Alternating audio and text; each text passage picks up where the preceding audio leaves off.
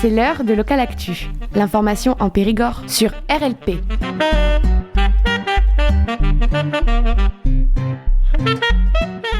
Le journaliste militant, une accusation au service de la désinformation, c'était le thème d'une conférence proposée pendant le festival de journalisme à Couture-sur-Garonne. Les journalistes d'investigation se voient de plus en plus souvent accusés de servir un camp, et s'ils n'étaient pourtant que des militants de l'information.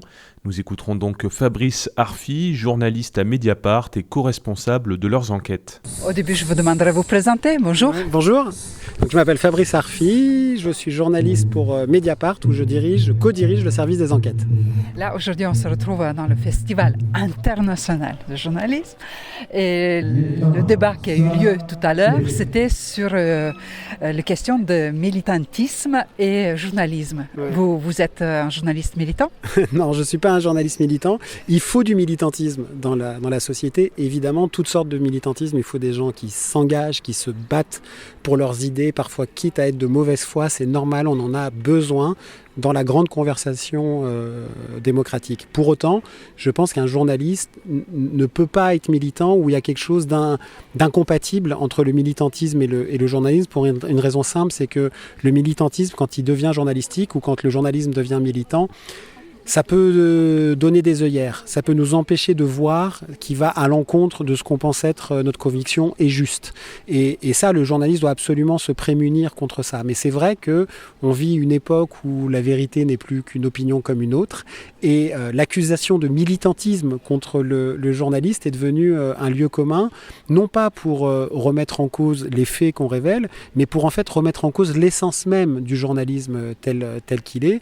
Et c'est vrai que le meilleur des antidotes contre cette espèce de populisme qui veut mettre à bas le journalisme, c'est de faire encore des meilleures enquêtes et de produire encore plus de faits vérifiés d'intérêt général qui appartiennent à tout le monde.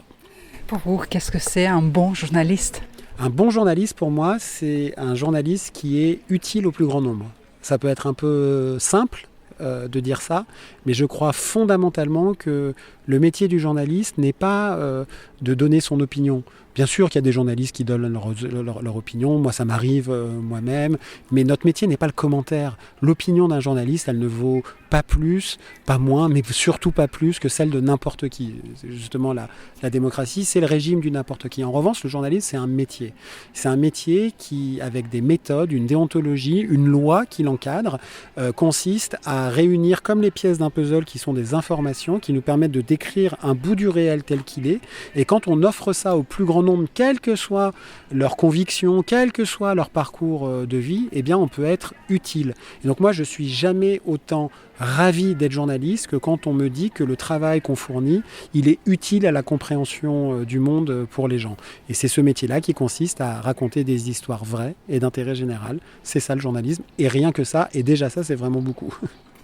Une histoire vraie, mais parfois on ne voit pas pareil. On voit pas... Exactement, mais ça, bien sûr, mais ça c'est, vous avez raison, un fait peut être interprété de manière différente. Mais il faut qu'on soit d'accord sur le fait qu'un fait est un fait.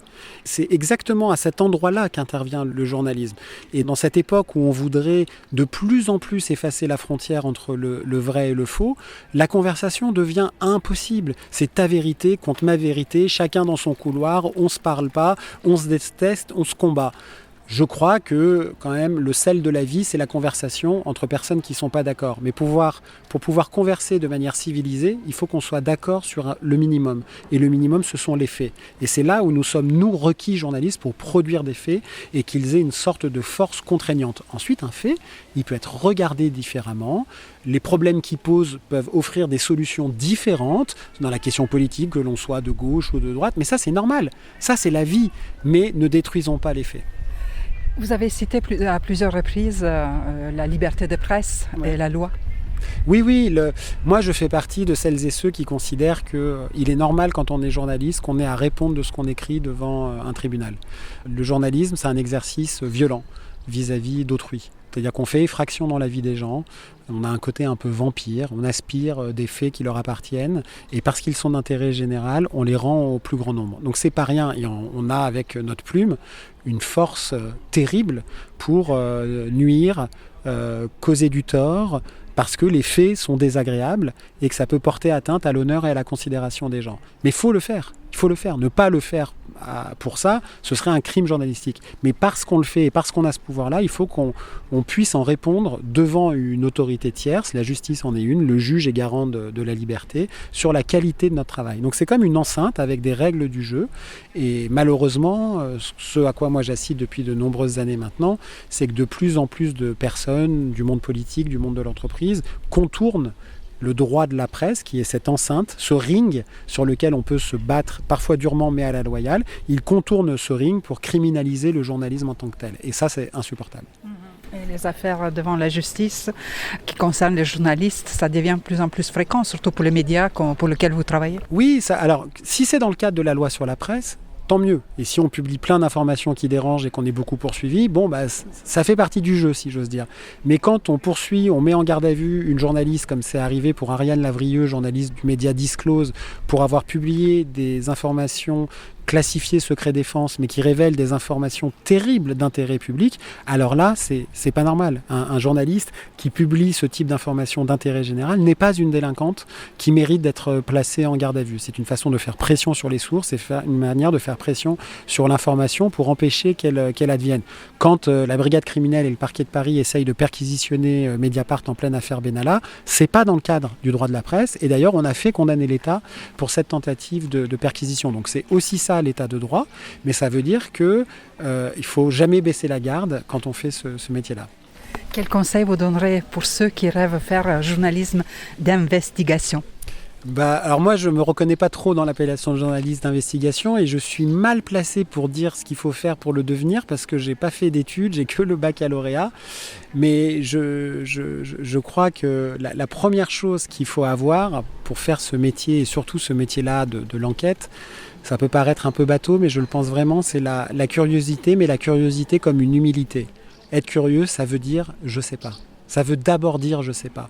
Ça veut pas dire qu'on veut faire rentrer le monde tel qu'on le voit dans l'article qu'on va écrire. Ça veut dire « je sors de chez moi, je sais pas ». Je doute. Le meilleur chemin vers la certitude factuelle, c'est quand même le doute. Et c'est de rencontrer le plus grand nombre. Et parfois, ça va même aller à l'encontre de ce que vous pensez être juste ou vrai. Et cette humilité, cette modestie du doute, quand on l'a, je crois que c'est le premier et le meilleur des carburants pour faire une bonne enquête. Merci d'avoir écouté cette rencontre qui a eu lieu le 11 juillet 2025 pendant le Festival international de journalisme à Couture-sur-Garonne, un festival parrainé par le groupe Le Monde.